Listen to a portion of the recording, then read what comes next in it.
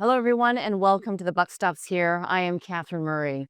Well, with the war in Iran continuing, we wanted to bring you some great insights and perspectives. For that, Eric Nuttall is joining us. He's partner and senior portfolio at Ninepoint Partners. Eric, great to have you with us today and to get your perspective. As this war continues, we've seen massive supply disruptions. What's your perspective right now? And it's so curious, how difficult has the past few weeks been for you as a portfolio manager covering energy? It's been a stressful past couple of weeks, good from a stock price performance, but there's been just so much to try to keep track of. You never know what you're going to wake up to. But I still don't think the reality or the gravity of the situation is being either fully understood or properly reflected in the price. This is the biggest energy crisis of anybody living today. There's been parallels drawn back into the 1970s. This is far worse than any of those. We are days 2 weeks away from actual physical like shortages where no matter the price, you simply will not have access to jet fuel, to diesel. You're seeing that manifest already in areas such as China, in Thailand. There were warnings of fuel shortages coming in Europe. So that's where we're at. A lot of the safety buffers that the world has, such as floating storage, sanctioned barrels from Iran, from Russia, the IEA emergency release, etc. It's a rounding error relative to the gravity of the situation. The Strait of Hormuz, for by my definition, anyways, is largely closed, if not fully closed, depending on the day. The world's lost 22 million barrels per day of flows. Actual production is down about 11 million barrels per day, and there is no offsets. So we think we're a couple days, 2 weeks away from the oil price starting to reflect that globally, effectively having to reach levels that kills demand. We think that is roughly about $177 per barrel. A lot there, Eric. It's interesting when you talk about there's no extra or additional supply. Talk to us a little bit more though about Russia, because I feel like that's certainly been a source of supply, particularly for China. Yeah, so there have been Russian floating barrels that have been unsanctioned. Those have been getting fully absorbed. A lot of the tankers, depending on voyage time, a lot of the tankers that safely left the strait before the incursion have now landed. And you also, and this isn't being talked about widely anymore, you've Ukraine actively striking much of the Russian oil infrastructure, both from a refinery perspective and also export terminals. And so just such an unbelievably volatile environment. It's difficult, I think, for most people to keep track of on a daily basis, just how much damage is being inflicted. We also have to speak to, and we should talk about, well, what does the day after look like? It's inevitable that the strait will be opened. I would expect there to be a coalition. It's just the gravity of this is just we're heading into a global mega recession if it's not, and so it has to, and it will be.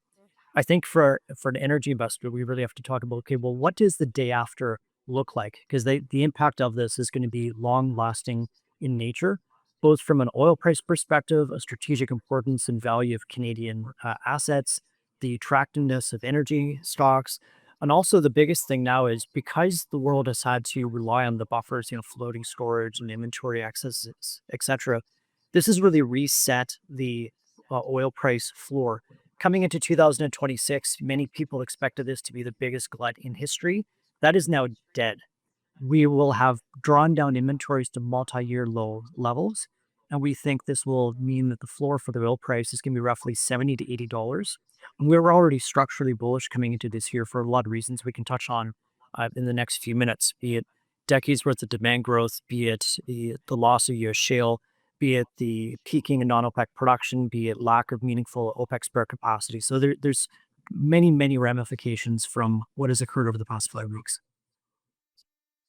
And you're right. It's so interesting. I don't think that there's much thought or coverage in terms of the actual demand or the actual destruction that's been taking place. I think that a lot of people think that if this is over, we can just kind of get back up and running. But you're essentially saying that that's not going to be the case. Absolutely. We've lost 20% of LNG supplies, roughly 17% of that for the next 3 to 5 years.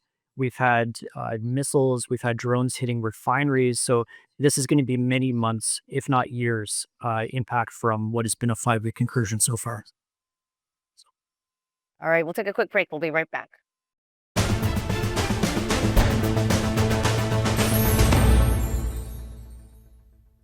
So, Eric, it's interesting. I want to go back to what you just mentioned in terms of the potential price of oil, 177, 170. Yeah, we're all cuffing it. So the punchline is oil has to go high enough to kill demand. The challenge, though, is the extent of how much demand destruction. We're basically rivaling COVID. COVID at the lows, we lost about 20 million barrels per day of demand. You think about what that took. Well, it was illegal to leave your house. China was locking people up in their apartments for weeks on end. That's kind of where we have to get back to because the situation, nobody, I think, sober minded ever thought that the Strait of Hormuz would actually get closed. It's just so dramatically important. If you think about, demand today is about 106 million barrels per day. 22 million barrels was flowing through the strait and 20% of global LNG production, liquefied natural gas. And so to have that closed for 5 weeks now. So what it means is there have been workarounds, whether it's been Saudi Aramco flowing oil through the Red Sea now, they've just Herculean feats from their part. You've had some workarounds from the UAE, although recent reports were showing that there were some missile strikes that may have just hit that facility and impaired that. It's just the quantum. You've had forced shut-ins as oil producers are losing storage capacity. Iraq is shut in over 3.5 million barrels. And so it really, as we get through this situation, as producers have had to shut in, just the gravity of how much production has been lost, you have to offset that with demand.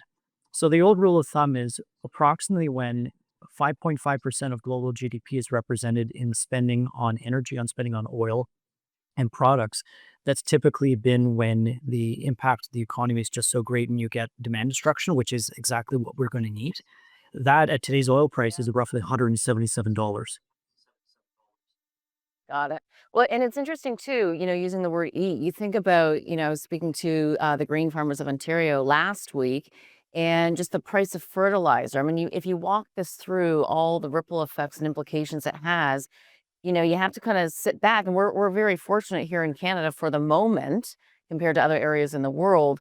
But you have to kind of sit and think like, who is going to be impacted the most?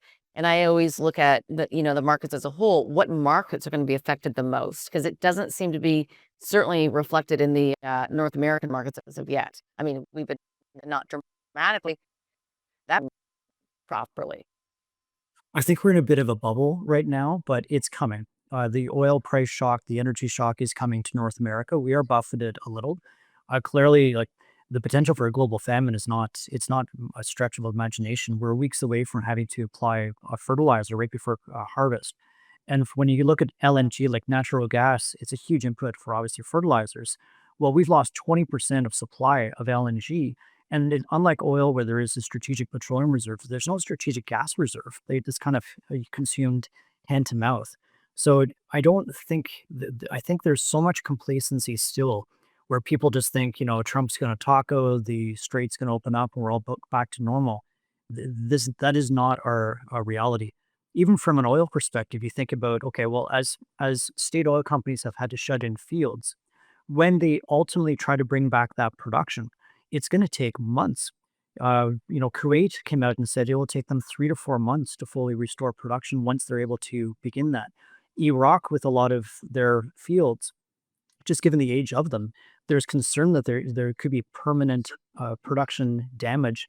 We had one advisor late last week say that there's potentially 1 million barrels per day of Iraqi production that is vulnerable. Well, that's a entire year of demand growth that the world could lose. So the naivety of thinking that Trump's going to taco any moment and we're just going to go back to where we were a couple months ago and oil's going to fall to $50.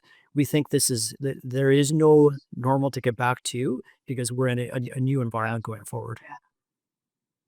And I do agree with that. I also, though, to your point, think that from a timing perspective, the sooner this is over, just even from a pure oil perspective, obviously the better. So you have to believe that this is going to end perhaps sooner than anticipated because of It, the destruction. it's one of the Great situations where thoughts on the Thailands.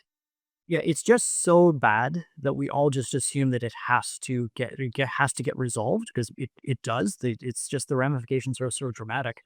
But if you're Iran, you know that too. And so this is their only or their largest by far means of having leverage in any semblance of negotiation. If those are actually ongoing now, we have to rely on Truth Social and such to get our hourly updates. So we'll see. And it's anyone's guess in terms of timing when this gets resolved. Hmm. And of course, we've got the US midterm elections, and a lot of Americans aren't going to want a war going on during that time. So I do believe it's going to be sooner. But to your point, there's still so many issues on the back of this. But we'll take a quick break. We'll be right back.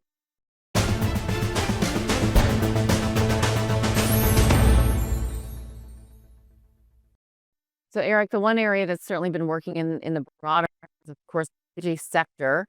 Obviously, this has been your area of expertise for so many years, and I find it so interesting that a lot of big money managers kind of just put the energy sector to the side. It's maybe what I don't know, 5% of the S&P 500 in terms of weighting. So, now I think people are scrambling to understand what we're talking about here today.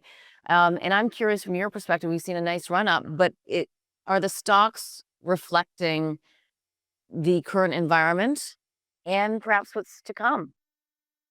Yeah, to your point, the energy sector has been hated for years. Generalists, especially in the United States, it's actually at just over 3% of the S&P 500. So it's largely been in the realm of irrelevance. Generalist investors have not had to care up until recently. And I think this excursion or conflict, war, has made energy stocks relevant again. I think the new floor for oil is going to be roughly $70 to $80. We're using $80 in our internal decision making. That's also very close to the average oil price for 2026 and 2027 if you take the 2-year strip and average it out. So I think that's fairly reasonable. And when we use that, we look at energy stocks, especially in Canada. We see them as remaining very undervalued still, despite the run up. Energy stocks, the index is up roughly 40% this year. But at 80, we can still buy into the large companies trading at 6 to 6.5 times cash flow. We think closer to 8 is fair value.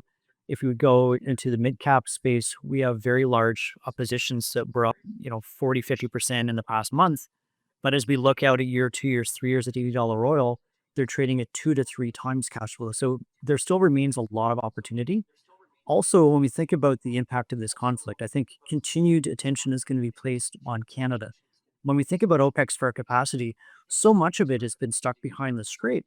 And so even when things resolve, I think there will be a nagging worry in the marketplace. Well, what's the value of OPEC's spare capacity if you can neutralize it with a $30,000 drone?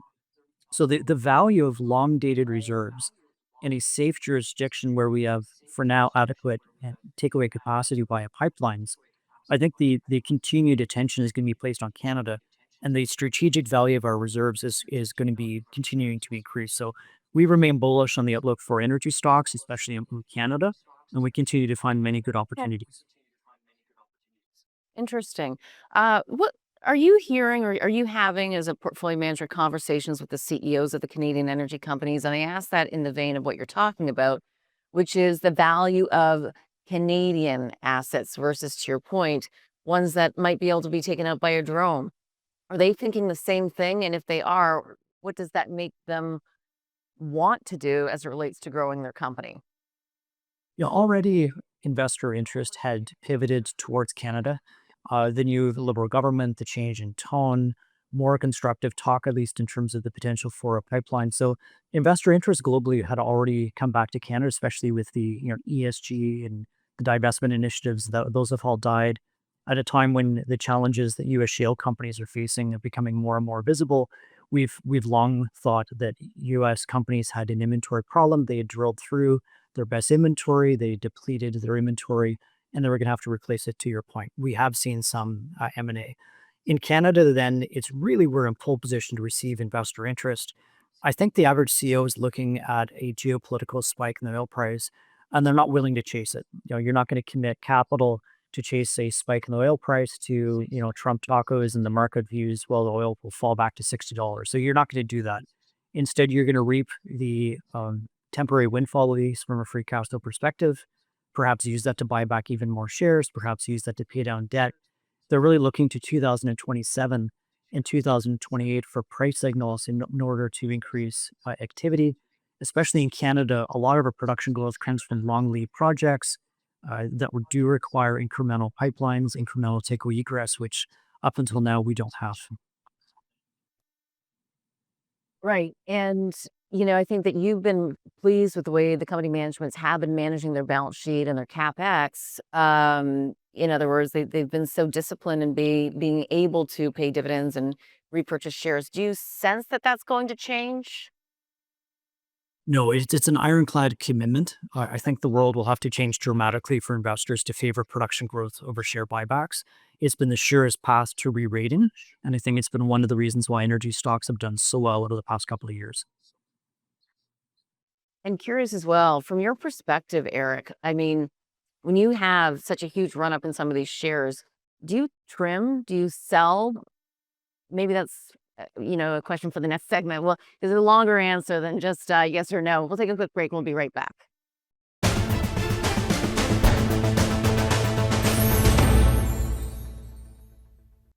So, Eric, I was mentioning in an environment like this, when you've had stocks that have surged 40, 50%, what do you do as a money manager, particularly when you think that they can go higher?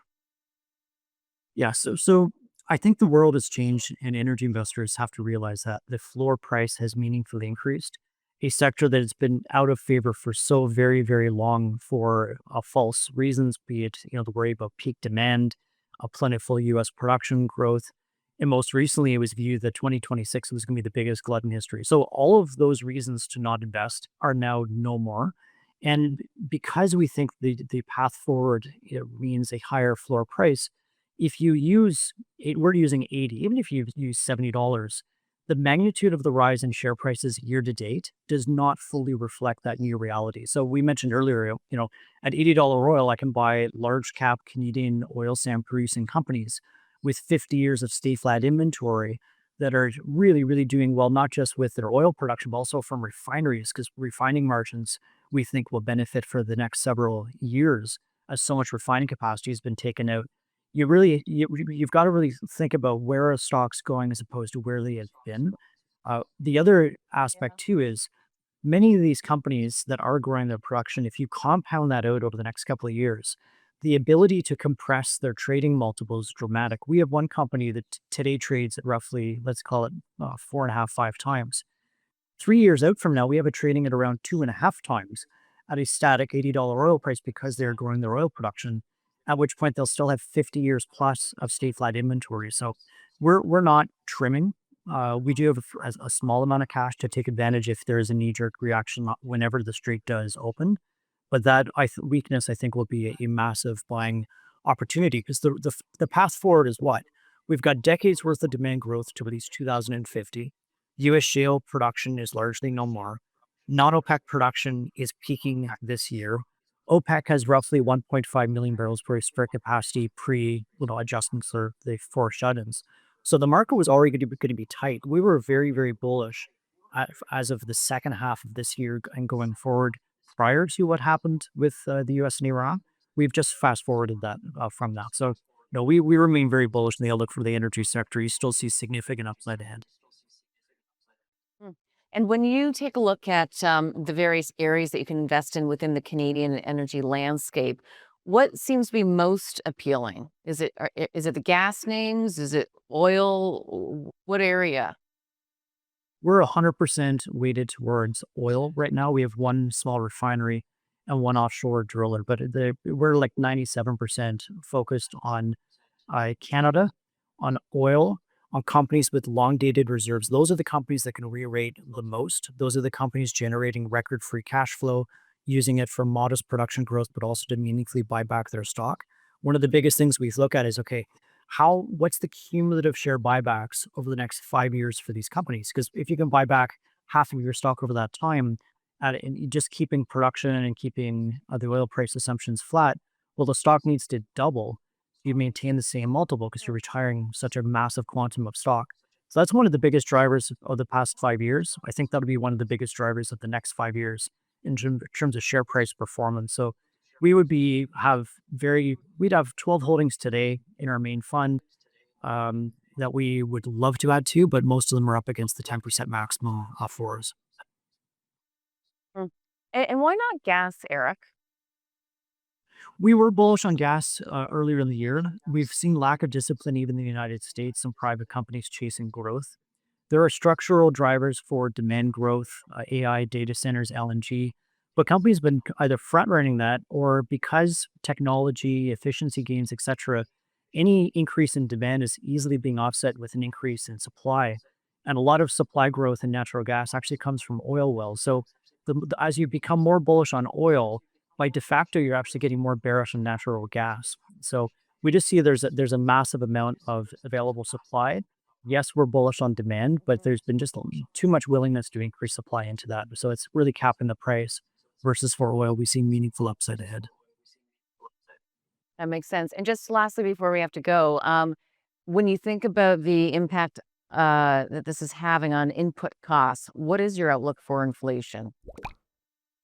I would leave that to my bond team. I think, though, that the market is massively underestimating the long term impact of the biggest energy crisis in history.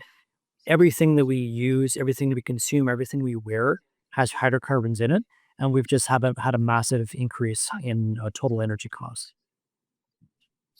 A fair way to say it. Eric, great to be with you. Thank you so much. My pleasure.